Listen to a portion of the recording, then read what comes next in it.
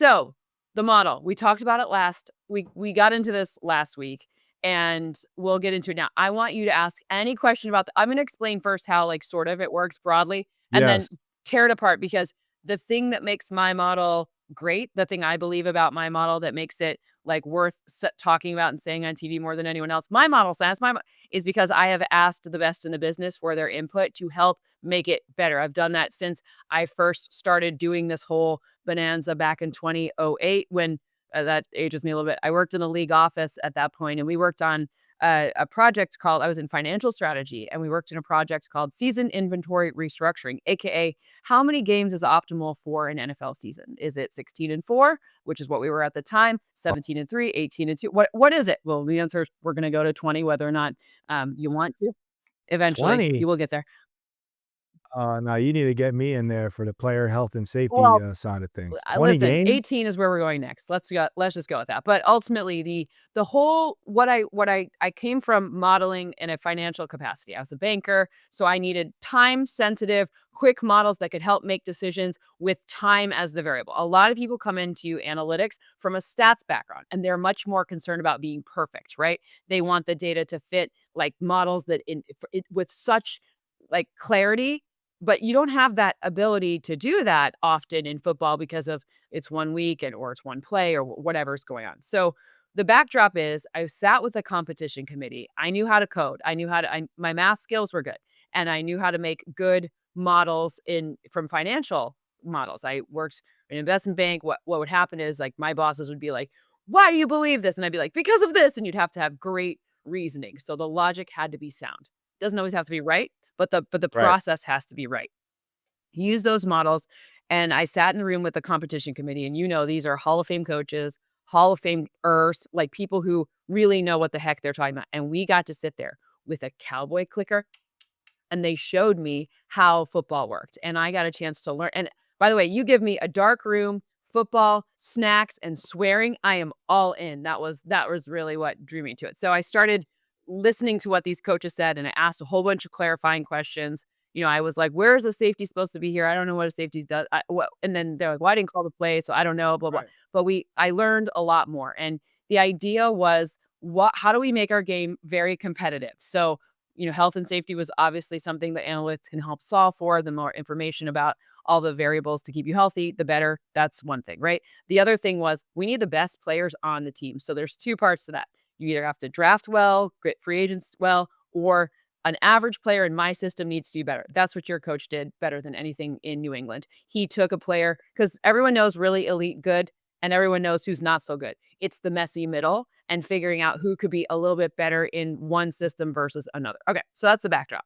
So basically, what it was is how do you how do you create a system that you can put all of this data into, and it can help you understand how you're increasing or decreasing the probability of earning a first down or touchdown on a play if you're on offense, or decreasing it if you're on defense. So that's the functional unit, is first down or touchdown or not. And you're either adding to that or subtracting from that, depending on which side of the ball you're on. So just staying with offense, just because it's easier to understand in this way, how does this strategy work against that strategy? So you take the construction of a team. So the Texans could be good, really great defense, and the offense is the question mark. O-line looks like this, functional units, the wide receiver room looks like this, the quarterback plays like this. And how does that look in a historical reference point? So you take what do you have now, and then you look at history and you find similarities, doppelgangers, things that are very similarly attributed. Then you compare what happened when those two things met up before, and you run simulations of how that might play out in the future. That's at its very basics. That's what you're doing. It's the same as Madden, and it's the same as how sportsbooks create markets. It's just I did it with the input of Hall of Fame coaches, players. I call GMs and ask. When I don't have an answer, I call. I'll be like, "What happened on play 62? I don't get it." And the I'm very fortunate because I have that experience with the league that the people who called the play, they can Right. tell me. The linebacker was messed up. We called this, they ran this. We gave up that running back overperformed what was expected. So that every time that happens, I add it to all of the different models, and that's why there's multiple, even though I refer to it as singular, and it gets better every single week. So that's kind of what happens. So it's a building, it's a thing that builds every single week, gets bigger, more information. So does it get better every single week, obviously, because the more information. So in the beginning of the season, not as many variables, but now with injuries and record and blah, blah, blah, it gets more accurate Well, as it yes goes? and no. It gets more accurate for identifying the structure of a team. The problem is when there's massive injuries like these quarterback injuries, it will get messier because there is not a lot of information on Riley Leonard. There aren't a lot of comparables in the past to Philip Rivers coming back because it hasn't really happened. So when you have to take who Philip Rivers was and then you have to like decrease it by a certain amount. Like his capability to throw is probably diminished by a certain amount of yards. I don't know that number yet, but you have to make some assumptions. And you that's where the good analytics people will tell you where their model is limited, whereas sometimes the bad ones will just pretend like it's all great. So I can tell you where I don't know. I took Philip Rivers when I'm coding him for going forward because we knew this was happening. I took what we saw from him kind of in his last seasons, and then I took it down by 75% because I have no idea what we're gonna see. I do know what Right. Get a 75% version. that's my assumption. Maybe he's 100%, but I Right. I don't know, and no one knows. So that was you have to say I'm a banker, so I say what my assumptions were. I could be wrong or right, but here's my process. You do know he's not gonna all of a sudden become, Lamar Jackson and start running the ball. That's not gonna be his style. Like, he's not gonna he's just not, right? Like, so there are some things you can rule out, but other things like, do I know if the velocity on his throw is gonna be the same? Abso-freaking-lutely not. I have no idea, but I can tell you I'm using 75% of his final season. Well, this is all awesome. I love a good origin story. And I guess my last question about it is, if you had to go back, if somebody wants to follow your footsteps, or you have to go back and give advice to your younger self, or someone that is in data and analytics, doesn't know how to build a model or whatnot, how do they get started? How do they become where you are, where you're Cynthia Frelund, you're on TV, you're super smart, you're bright, you're great on camera. Like, how do they become where you're at, which is the top of the mountain? If someone's at the bottom, how do they even begin? Well, I think you have to be curious and you have to be okay. See, I think the thing that being an investment banker gave me was I got yelled at. Like I didn't like they didn't tell me I was awesome. They told me I was terrible. So, you have to and then you have to kind of get that competitive juice right, right? So, know who you are in the situation and have empathy drive it. If I don't know something, I will tell you. And that is something where people get crazy with that. And some other people in this profession, they will never tell you. And the other thing, so you don't be afraid to ask questions to make it better and better and better. I had to learn how to code. So I know how to code in a lot of different languages. You don't really need to do that anymore. That's outdated. That was, remember, I started this a little bit ago. You need to know what the code can do. So you need, like, for example, most people are familiar with Excel where there's columns and rows, right? So that there's limitations to what an Excel spreadsheet can give you. I code with computer vision. It has different limitations. I code with this is very much dating me, and I'll explain to you what is it. A relational database. That's what I learned on, but that's what I know how to do, and I've had to, update that now for neural networks and all these other things that have come out. Clustered, there's just a lot of different ways to code. So be familiar with what certain code can do, but don't spend your time learning how to code because you can do that. But you need to know what the limitations are and what's possible and learn how to fricking communicate. Communicate doesn't matter if you're the best damn model in the world. Like if you can't say what's going on, nobody's gonna use it. Nobody cares.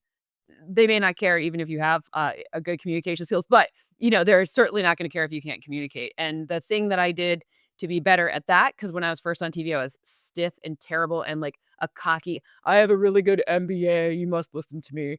And what I did to get over myself was I took improv lessons, that was the most out of my comfort zone ever, and that's where I learned the value of yes and, which means some things just aren't always right or wrong. There's like yes and, right? Like my model isn't better than the next gen stats model that comes from AWS.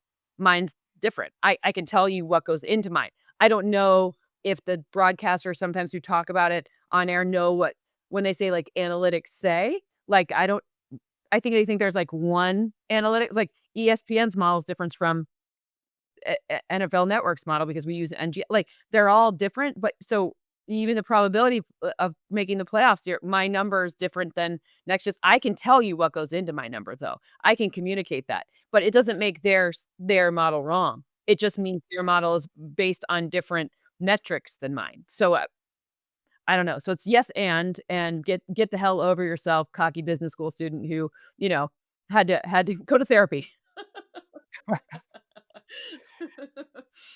No, that I mean, look, the improv lessons of what you I'll just say off camera, you are I think you're caring and Mm. kind, and I think you ask questions to get to know people, like, you listen when I have something to say or Always. stuff like that. I obviously learned a lot from you in my brief TV stint.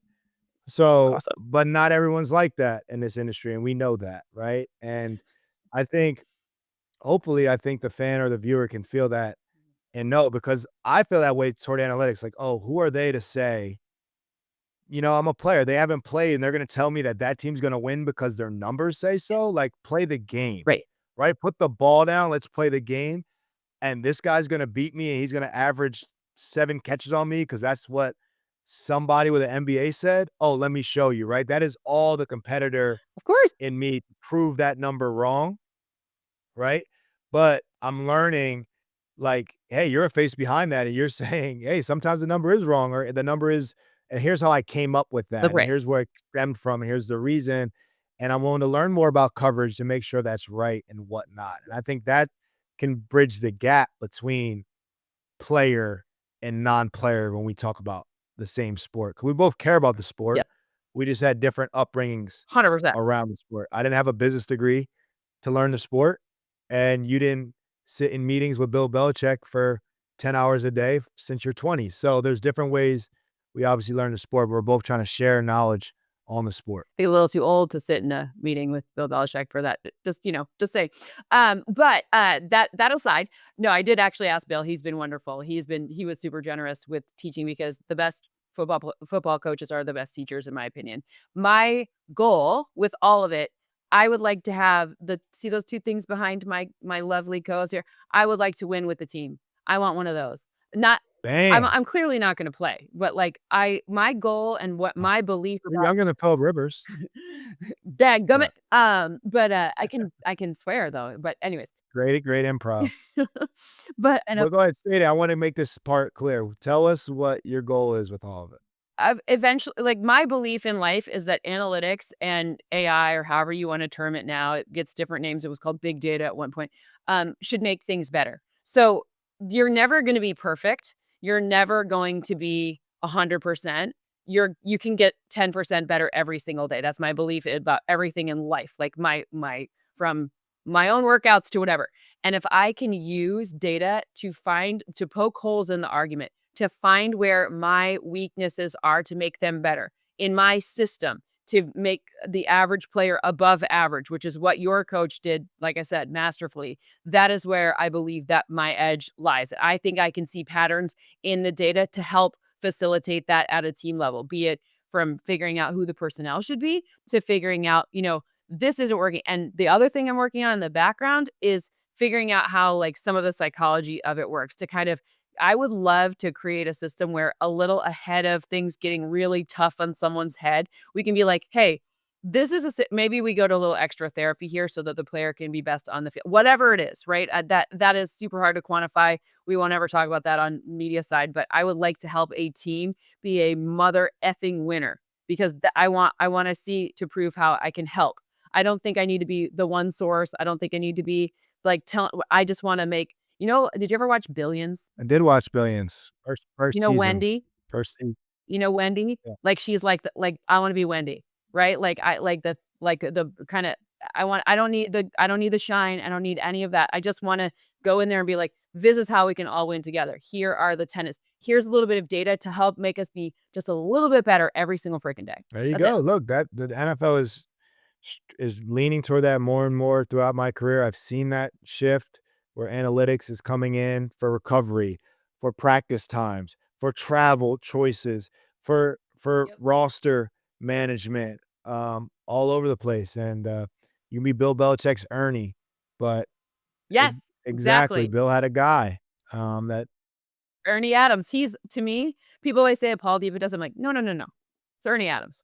That's number 1 in football." yep, he also drew up all the scout team cards, which is very time consuming, but every scout team card defensively, Ernie drew them up, and those Ernie cards, there was a bunch of errors in them a lot of times. I don't know if he was up late, but we say, "Oh, this is a Ernie card. It's got 3 free safeties in the back. I don't know what's going on." But nah, he's a genius, and he's a reason why New England had a lot of success, and I know he's a I mean, I don't even know everything he did, but I know he was there all the time, and I know he was a huge help, and he got a Yep. ring right with us every single time and was on our plane on the ride home, so I know he had a big part of what we were doing.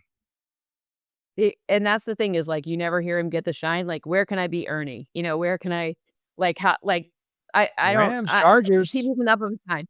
come get your girl. Nah, Detroit, Denver. I Who mean, wants this one, there's a few other ones, like, I would love like, I'll put it out there, I don't care, I'm friends with them, they're cool. I mean, the Giants, come ask your girl. Yeah, I will help you. yeah, for real, New York, we gotta make some changes. We gotta shake up that front office. It's such a special franchise. What are you doing? Like, let's fix this, right? Like, it's such it is like, people know that iconic they know the helmet behind you, they know that iconic logo, like, and I mean, I don't know, I And just if you think, wanna talk about intelligent fan base, New York Giants "Oh, fans, they are intelligent, man. When I played there, brilliant." I get comments and mentions and, "Hey, Logan, blah, blah, we need to do this." I'm like, "You ain't wrong. You ain't lying. You know what's going on too." Like, it's Yep. loud in New York, obviously, but to me, it was one of the most intelligent fan bases. They care. They pack the stadium even when the team's not winning, and they're passionate, and, it's a great, great play the building, the people in the building, phenomenal. Staff, I faculty, know. They're world through the class, roof, so how the treatment of the players through the roof. Obviously, the coaching and the GM, they gotta get that right consistently, but everything yep. else, man, the way those people around those building, I love it. They They love know it. that. The Maras, the Root like, the Tishes, they're all just wonderful, like, I just, like I wanna be around good people and help good people win, and I don't know, I'm like, "Come on, Giants, I'm right here, You move to help New you." York, let's do it. Alright. I don't know about moving to New York, but I could be Oh, you want bi-coastal. a I don't know about consultant that role. winter. I was in New York for a day last week, and I was like, "This is about enough winter for me for now." Well, that's awesome. Thank you for Anyways, telling your story. We know everyone hears a lot of my yeah, stories, but I think, that's nice. No, your stories are better, mine nah, are I'm nerdier. listen, I had no idea what you do. So I was learning, I learned a lot, and I'm gonna take some improv lessons. I think it's gonna help me on TV. First of all, you are, like, one of the best on TV I've ever seen, just a natural, but the improv will help because you're gonna like, there's always weirdness on live TV, always weird. The amount of weird stuff that's happened is I could we could all write books, but, like, I listen, I think it's fun. You'd be great at it. I was terrible at it, but it made me so uncomfortable, so that was good for me because I needed to be pulled Yeah, I out of think my it's kind comfort of zone. I think it could get like that. I don't know, maybe see if my daughter will do it with me.